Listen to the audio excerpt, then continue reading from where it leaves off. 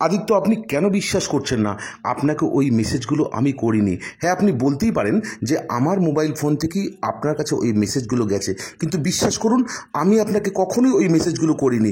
আর করলে পরে আমি অস্বীকার করব কেন? আদিত্য নিজের মোবাইলটা দেখিয়ে বারবার এটাই প্রমাণ করতে চায়, হ্যাঁ রোশনার মোবাইল ফোন থেকেই তো তার কাছে মেসেজগুলো এসেছিল। আদিত্য কনফিউজড হয়ে পড়ে, কিন্তু আরণ্যক সম্পূর্ণ রোশনাইকে অবিশ্বাস করতে শুরু করে দেয়। আরণ্যক মনে করে রোশনাই নিজের মান সম্মান বাঁচাবার জন্য এখন সবার সামনে এভাবে অভিনয় করে যাচ্ছে, তাই তো সে রোশনাইয়ের দিকে আঙ্গুল তুলে যা নয় তাই ভাষায় রোশনাইকে অপমান করতে শুরু করে দেয়। আরণ্যক বলে সে রোশনাইকে সম্পূর্ণ বিশ্বাস করে এতদিন ভুল করেছে, গরিমা তার থেকে শতগুণে ভালো।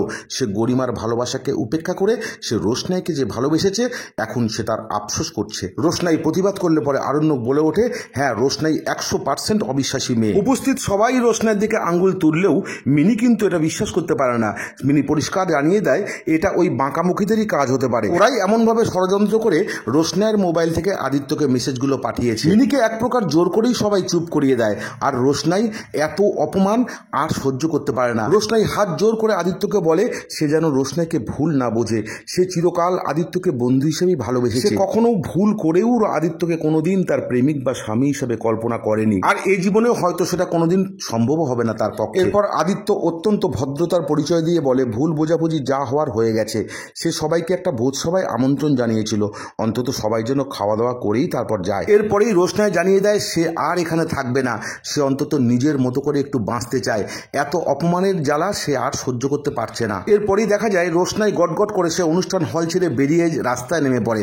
আরণ্যক দৌড়াতে দৌড়াতে তাকে এসে ধরে বলে সে কোথায় যাচ্ছে। রোশনাই বলে সে উত্তর জানবার স্যারজির বোধহয় কোনো প্রয়োজন নেই, সব প্রয়োজন ফুরিয়েছে, কারণ স্যারজি তো সবার সামনেই আজকে বললেন যে গরিমা তার থেকে শতগুণে ভালো। রোশনাই তো আপনার চোখে অবিশ্বাসী, বেঈমান, স্বার্থপর, সুযোগ সন্ধানী, তাই স্যারজি আপনাকে অনুরোধ দয়া করে আর নয় এবার আমাকে রেহাই দিন। একটু পরেই সেখানে এসে আদিত্য কাপুর হাজির হয়, আর আদিত্যর সামনেই রোশনাই বলে ফেলে হ্যাঁ সব ভুল আমিই করেছি, আমিই আদিত্যকে মেসেজগুলো পাঠিয়েছি। ঠিক তখনই আরণ্যক রোশনাইয়ের হাত থেকে রোশনাইয়ের মোবাইল ফোনটা ছিনিয়ে নিয়ে বলে আমি এর শেষ দেখে ছাড়বই, আমি বের করবই এই ষড়যন্ত্রের পিছনে কে বা কারা কাজ করছে। আদিত্য বলে গন্ডগোলটা আমিও বুঝতে পারছি, আমি রোশনাইকে বিশ্বাস করি, আমিও এই ষড়যন্ত্রের গোড়া উপড়ে তবেই ছাড়ব। এরপর কি ঘটতে চলেছে খুব শিগগিরই ফিরে আসছি পরবর্তী পর্বের রিভিউ নিয়ে।